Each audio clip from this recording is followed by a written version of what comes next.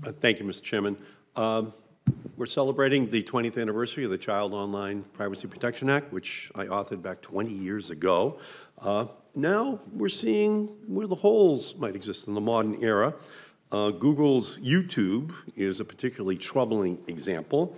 Last year, an enormous 80% of 6 through 12-year-olds used YouTube on a daily basis, yet Google claims that even its third most viewed YouTube channel, Toy Reviews for Kids, is not targeted to children, meaning COPPA does not apply. Chairman Simon, in your opinion, is Toy Reviews for Kids targeted to children?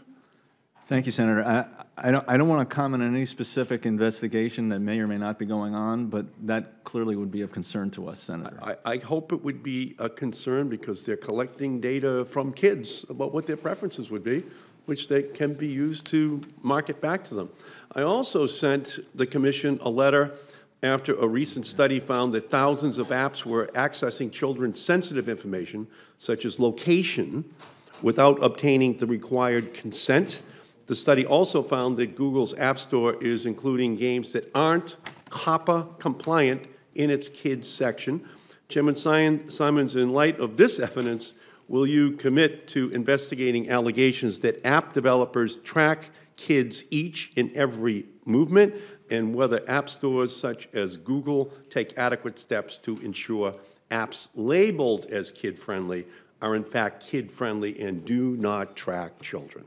We got your letter, and we share your concerns. The Commission has a long history of protecting children from deception and unfair advertising practices online, and this will continue to be a priority for us. Okay, just for the record, new research found that over half of reviewed apps were violating COPPA, and many games were collecting kids' geolocation data without consent. I urge you to follow up and to proceed accordingly.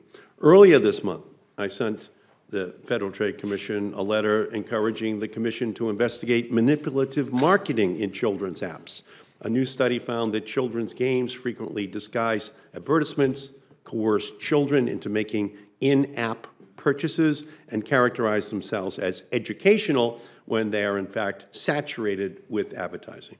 Chairman Simons, do you believe this business practice constitutes unfair and deceptive practices under Section 5 of the Federal Trade Commission Act? Yeah, without reaching a conclusion on any specific issues, specific matters, non-public investigations or whatever, certainly that's a concern for us. Yeah, and just a little more info here. In one game, the main character starts crying if the child playing does not spend money on the app.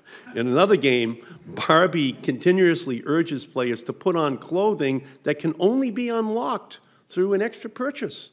So these are, from my perspective, unfair and deceptive practices, taking advantage of kids, and we just have to do something about it. So thank you for that.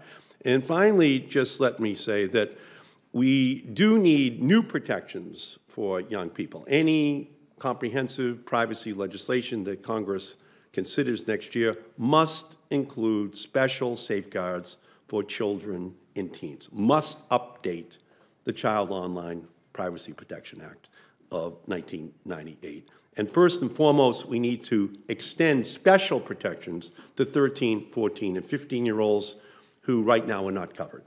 We only went to under 13 in 1998.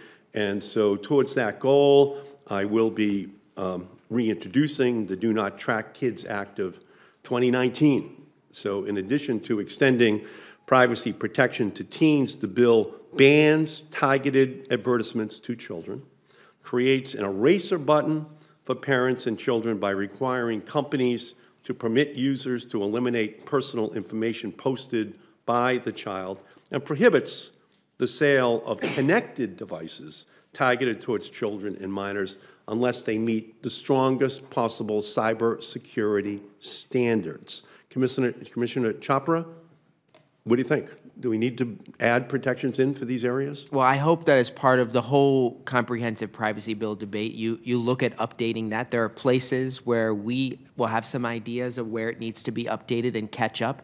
And let me just say that this is part of the reason why it was good Congress gave us rulemaking. Rulemaking allows us, with the parameters you set, to update the law based on what's happening in the marketplace, rather than it just staying static. Yeah. If we reach a consensus on nothing else, it should be on the children of our country, not just being a product that all these companies are trying to create for their own financial benefit. Thank you, Mr. Chairman.